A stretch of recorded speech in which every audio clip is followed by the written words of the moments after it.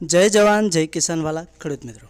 तो बनासकांठाना खेडूतो मोटा भागे मगफळीना बियारणनी खरीदी करता जोवा मळ्या छे અને રાસાયણિક ખાતરોનો સ્ટોક કરતા પણ જોવા મળ્યા છે। આ વખતે ઉનાળુ મગફળીના વાવેતરમાં બનાસકાંઠાના ખેડૂતોને સારો ફાયદો અને સારો ભાવ મળતો જોવા મળી રહ્યો છે અને ખેડૂતોના મોઢા પર ખુશીનો માહોલ પણ જોવા મળ્યો છે।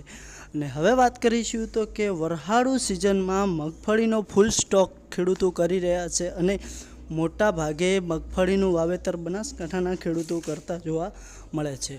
તો હવે આજે જાણવાનું છે કે આ વખતે જ્યારે વરહાળુ સિઝનમાં મગફળીનું વાવેતર કરી રહ્યા છે ખેડૂતો, તો આ વખતે એમને વીઘે કેટલો ફાયદો રહેશે અને કેટલી આવક મળશે અને ખેડૂતોને મગફળી બેહવામાં કેવી બેસશે।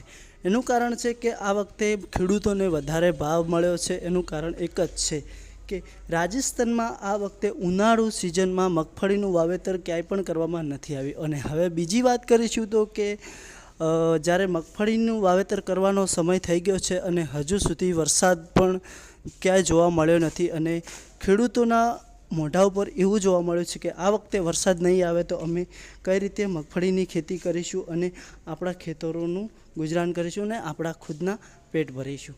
તો મારા બધા જ ખેડૂત ભાઈને હું એટલું કહીશ કે વાલા ખેડૂત ભાઈઓ, અમારે આ ચેનલ ઉપર નવા હોય તો અમારી ચેનલને દિલથી ફોલો કરજો અને શેર કરવાનું ના ભૂલતા। અમારા ખેતીવાડીના વિડીયો હંમેશા આવતા રહેશે। તો હવે વાત કરવાની છે કે આ વખતે પણ આપણા બનાસકાંઠામાં જે રાસાયણિક ખાતરોનો વધારે ઉપયોગ થઈ રહ્યો છે, તો મારા એ ખેડૂત ભાઈને હું કહેવા માગું છું કે જે પણ આપણે રાસાયણિક ખાતરોનો વધારે પડતો ઉપયોગ કરીએ છીએ એના જવાબદાર આપણે જ રહીએ છીએ, કારણ કે એ ઝેર આપણે આપણા ખેતરમાં નાખીને આપણે જ પકવીને આપણે ખાવાનું છે। તો વાલા ખેડૂત ભાઈઓ, હજુ સમય છે, સુધરી જજો અને આપણી આવનારી પેઢીને